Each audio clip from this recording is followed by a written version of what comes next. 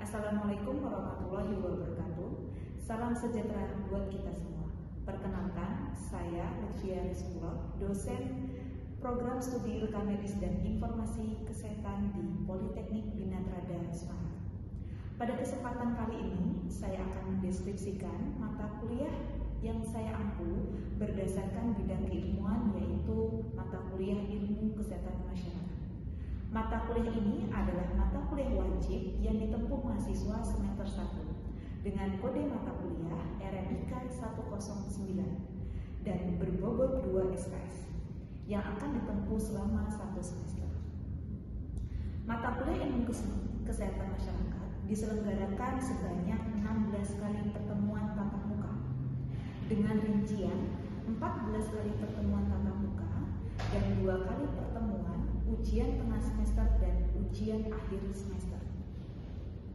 Bahasa pengantar yang digunakan pada mata kuliah Ilmu Kesehatan Masyarakat adalah bahasa Indonesia.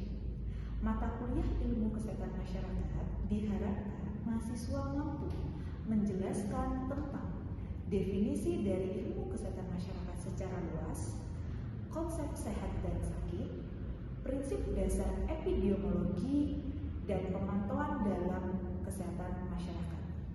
Kemudian, mendefinisikan tingkat pencegahan penyakit, diferensi mata kuliah Ilmu Kesehatan Masyarakat, konsep epidemiologi berhubungan dengan ruang lingkup dan ukuran epidemiologi, kemudian perjalanan penyakit dan screening, sistem kesehatan nasional, model pembangunan kesehatan masyarakat, surveillance, serta mengaplikasikan pemahaman ilmu kesehatan masyarakat dalam komunitas.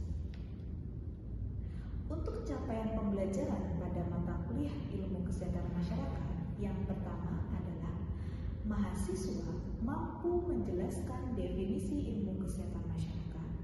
Mahasiswa mampu mendefinisikan prinsip-prinsip kesehatan masyarakat. Mahasiswa mampu mendefinisikan pencegahan penyakit. Mahasiswa mampu menjelaskan surveillance, hingga mahasiswa mampu menjelaskan tentang sistem kesehatan nasional. Mata kuliah Ilmu Kesehatan Masyarakat dilaksanakan dengan sinkronus dan asinkronus dengan menggunakan pendekatan metode aktif yang mana memaksimalkan peran serta dari mahasiswa. Pembelajaran secara sinkronus dilaksanakan dengan metode ceramah dan dikomunikasikan dengan metode diskusi.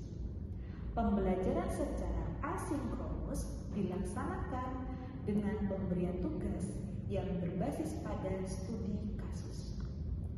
Bobot nilai pada mata kuliah Ilmu Kesehatan Masyarakat terdiri dari 4 komponen, yaitu kehadiran 15%, tugas 20%, ujian tengah semester 30%, ujian akhir semester 35%.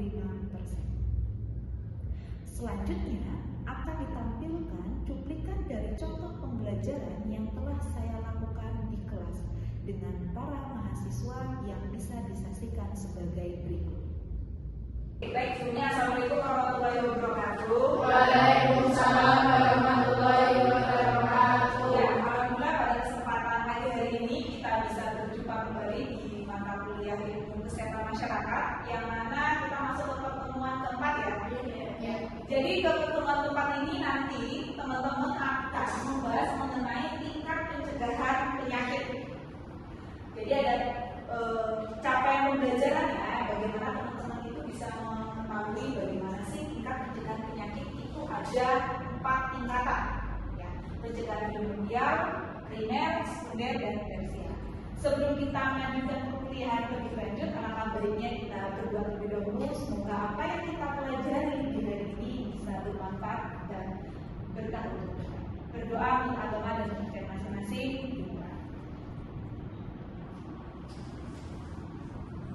Berdoa selesai. Baik, topik hari ini kita bahas mengenai pencegahan penyakit. Capaian pembelajarannya untuk topik hari ini adalah mahasiswa mampu mempelajari bagaimana berproduksi, kemudian menjabarkan bagaimana tingkat pencegahan spesifik protection sampai tahap ke rehabilitasi.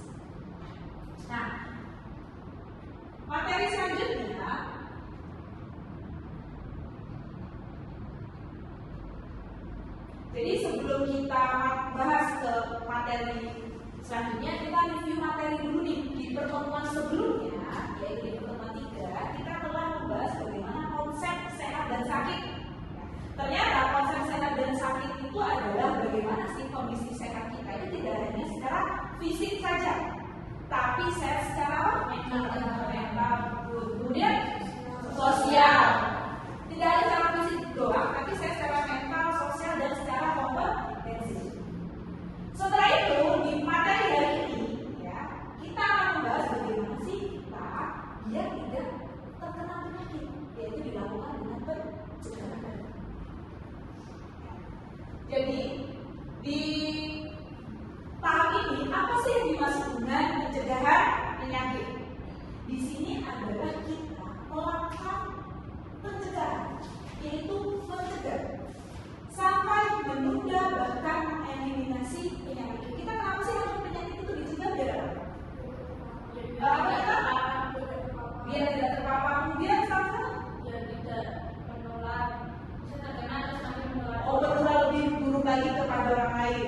Oke, otomatis kita harus melakukan pencegahan biar efektif, biar penyakit tersebut tidak meluas dan bisa menyebabkan kematian yang sangat signifikan. Nah, kenapa sih kita harus melakukan pencegahan? Ada beberapa hal tujuan dalam melakukan pencegahan. Yang pertama adalah meningkatkan kualitas hidup. Kenapa sih tujuan pencegahan itu salah satunya meningkatkan kualitas hidup?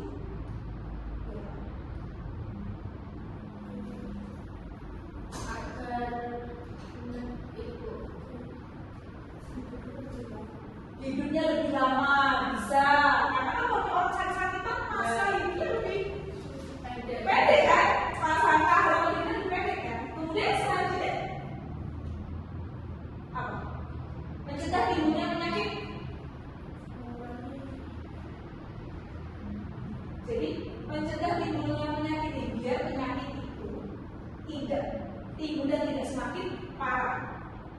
Sehingga kalau misalnya semakin parah bisa menyebabkan kematian yang sangat banyak. Banyak ya kasus terkait kematian penyakit ketika penyakit itu tidak dicegah secara cepat. Selanjutnya, mencegah dan mengurangi kecacatan. Kalau misalnya orang sakit itu ada 3 hal kan? Kalau enggak apa? Sehat atau sembuh, kemudian mati atau cacat. Kita bagaimana meminimalisir dengan melakukan pencegahan. Nah, kita akan nanti membahas satu persatu apa sih yang dimaksud dengan prevensi, specific protection, sampai di rehabilitasi. Nah, ini ingat ya, ada namanya prepatogenesis. Prepatogenesis itu adalah penyakit itu belum sampai ke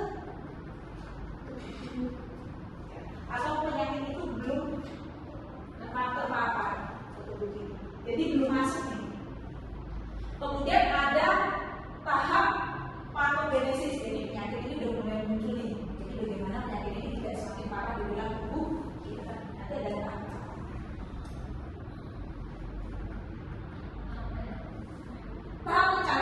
pencegahan ada dari primordial, primer, sekunder, dan tersier. Kita bahas satu persatu. Pencegahan primordial itu bagaimana kita meningkatkan dan memelihara kondisi tubuh kita biar tetap sehat. Kemudian bagaimana kita bisa meminimalisir faktor resiko biar faktor resiko itu tidak semakin. Dengan apa? Biar lebih efektif, biar dengan peraturan pemerintah secara ketat. Contoh, biar tidak terjadinya polusi udara, otomatis ketika kita menggunakan kendaraan harus yang ramah lingkungan.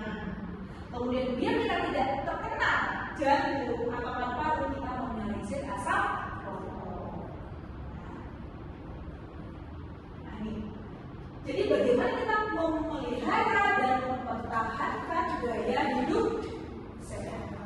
Ya dengan apa tadi? Misalnya nih, dengan aktivitas fisik biar kita ketika usia kita di usia 40-an, 50-an, kita itu nggak mudah gampang sakit. Aktivitas fisik sehari minimal berapa? 30 menit.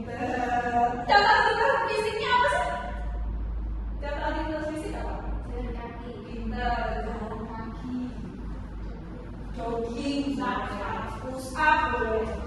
Senyamannya teman-teman, yang penting sehari minimal 30 menit.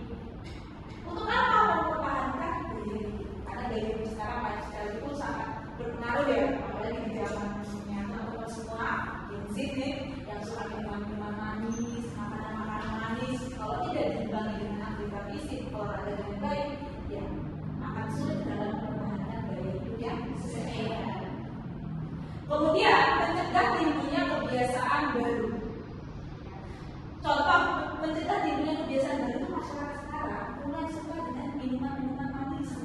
Karena banyak banget yang suka yang jalan itu es cukup, kemudian boba-boba yang harganya sangat terjangkau. Iya, ini jadi kebiasaan kan? Sebenarnya tuh es-nya enak, kita cobain di sebelah sana, cobain di sebelah sana. Akhirnya membuat kebiasaan diri kita mengkonsumsi makanan manis dan tidak diimbangi dengan olahraga. Akhirnya obesitas.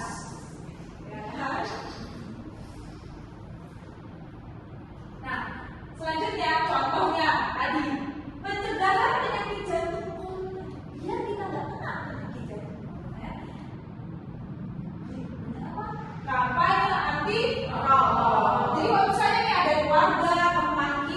keluarga kita yang merokok, harapnya dia dilakukan edukasi, ya, atau diberikan video-video tentang bahaya rokok. Kemudian pencegahan polusi udara, ya, dengan apa? Menggunakan transportasi umum. Jadi bayangin aja teman-teman ya ke kampus nih, setiap anak bawa kendaraan masing-masing berapa aja? Polusinya kan di sini ada BM, di sini ada BT, ada salsa. Bisa meminimalisir dengan menggunakan transportasi umum. Kemudian tadi pencegahan primordial. Jadi pencegahan primordial lebih efektif ketika adanya penanganan tepat oleh primordial. Kemudian masyarakat itu tidak adanya kebiasaan. Selanjutnya pencegahan primer ini berarti penyakit itu belum atau maksudnya kita prevalesis. Jadi bagaimana sih cara mengendalikan penyebab penyakit dunia? Contoh nanti pas ketika teman-teman dia terkait pencegahan poinnya. Upayanya apa?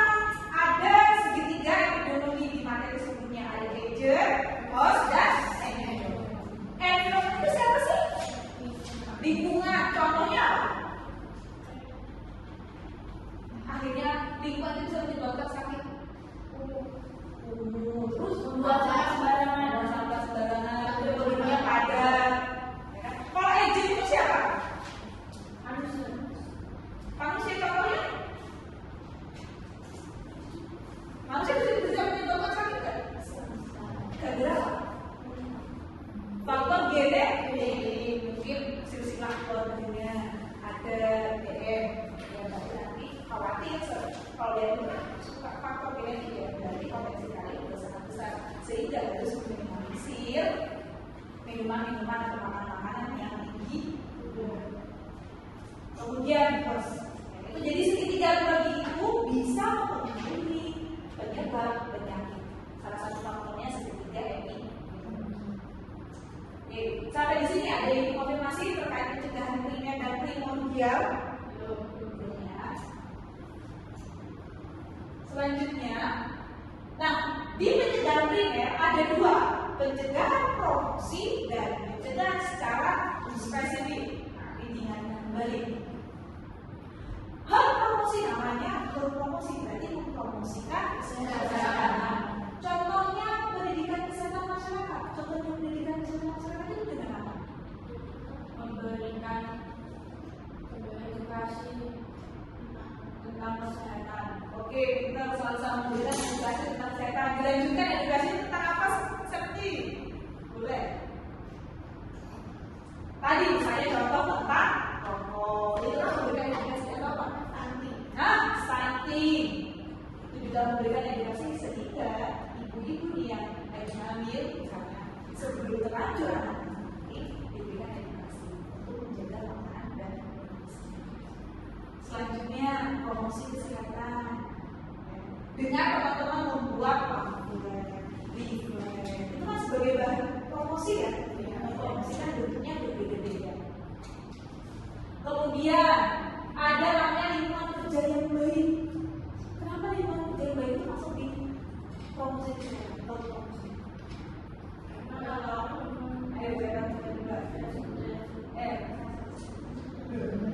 Kalau lingkungan kerja membuang sampah sembarangan kan menyebabkan banyak nyamuk atau jadinya itu nanti bisa menyebabkan penyakit kayak ada TB.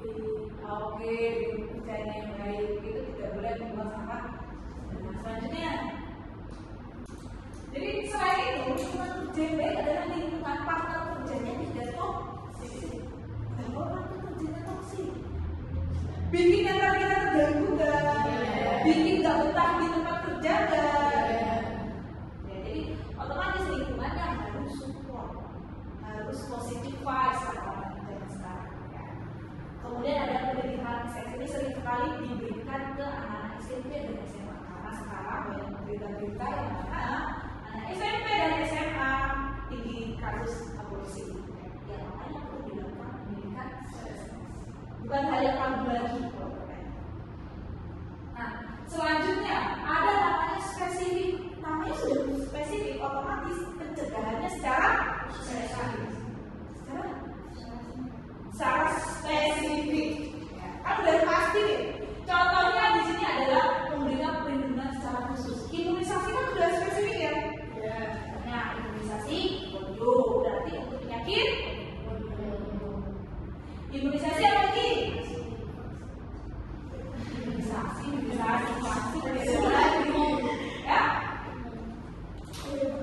Imunisasi apa lagi? TBC. Imunisasi apa lagi? Campak. Berarti untuk penyakit. Udah secara spesifik ya. Higien perseorangan. Ini sering. Jadi bagaimana seseorang itu bersih dari ujung rambut sampai kaki. Setiap hari mandi. Mandi berapa sehari mandinya? 2. Kadang 1 hari. 2 atau 3. Kemudian perlindungan diri dari kesehatan, makanya ada K3 keselamatan dan kesehatan. Orang-orang kerja di proyek-proyek apa saja ada sepatu boots, ada platform rompi dan sebagainya, kacamata untuk pelindung dari sinar kaca. Ya. Nah, selanjutnya pencegahan sekunder. Tadi ada primordial, primer, sekunder. Kalau sekunder berarti waktu teman-teman baca ini, dia sudah masuk dalam tubuh belum? Sudah ya, sudah masuk ke dalam tubuh, tapi gejalanya masih belum timbul. Itulah namanya disebut masa inkubasi. Jadi kalau misalnya nih, oh si Septi apa jadi sulitnya tiba-tiba, kan? Malamnya demam, berarti kan dia sebenarnya udah ada masa inkubasinya, terutama yang gede-gede ya. Kan kadang-kadang yang gede itu masa inkubasinya lumayan lama, udah terlihat oke, tapi ternyata dia belum sembuh secara ya. Oke, tujuannya apa? Ya, mencegah meluasnya penyakit sampai mencegah komplikasi. Jadi kalau misalnya sudah sampai tahap komplikasi, udah sangat krusial sekali ya, bahkan lebih susah. Makanya ada pepatah mengatakan lebih baik mencegah daripada mengobati. Jangan sampai lebih parah dulu beban. Kalau misalnya dokter saya jadi takut tuh saya kedetek tuh penyakit saya, ya kan? Jadi takut tuh. Tidak, lebih baik kita tahu dulu mencegahnya. Nah, selanjutnya tingkat pencegahan ini adanya screening. Pernah medical check up atau MCU rumah sakit atau puskesmas? Apa dia udah pernah? Apa aja kamu medical check up-nya terkait apa aja? Pemeriksaan mata, Terus kemudian ambilin oh dicek semua. Apa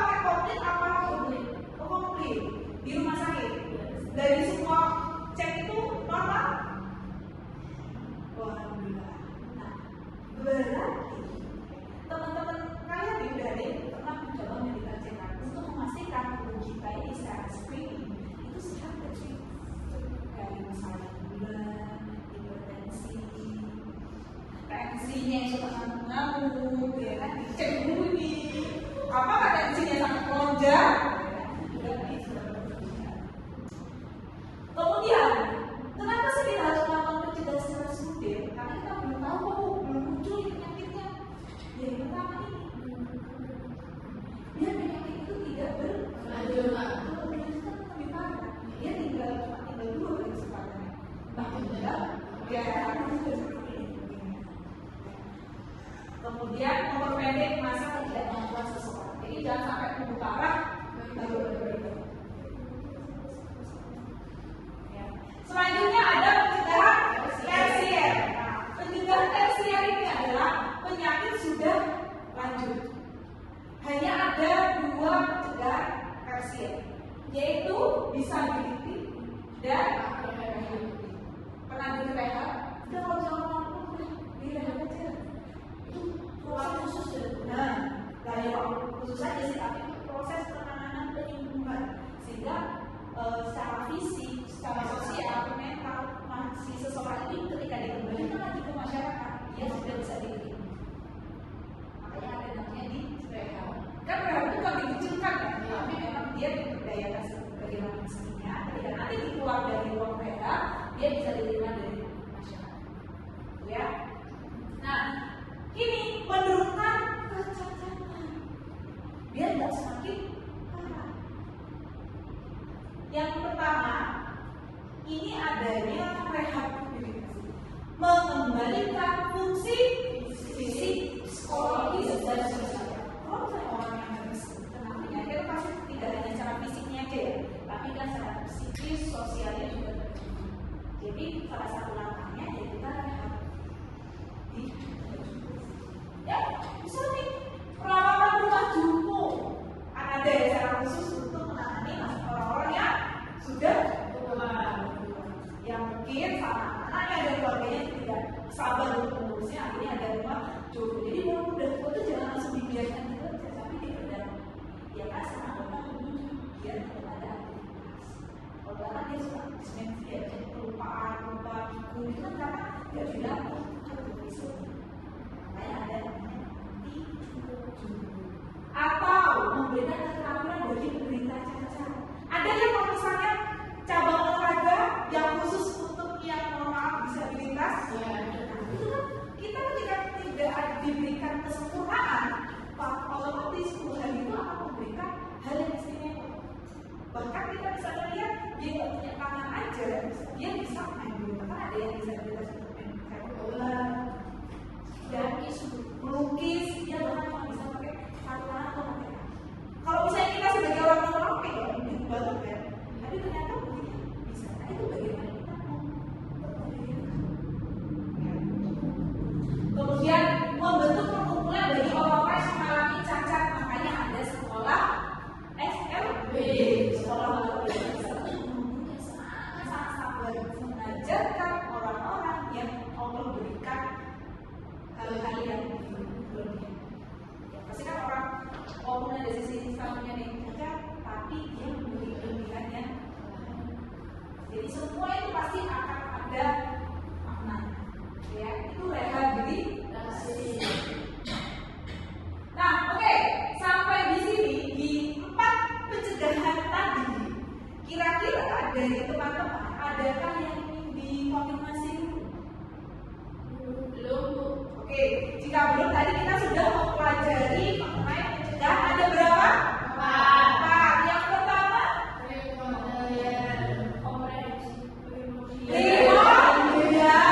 primordial itu apa? Nah, pencegahan yang dilakukan oleh pemerintah contohnya tadi kampanye untuk mencegah penyakit jantung. Kemudian pencegahan kedua, pencegahan primer ini seperti apa? Penyakitnya ini belum mulai banget nih. Ada berapa pencegahannya? Promosi dan spesifik protection. Bagaimana kita mempromosi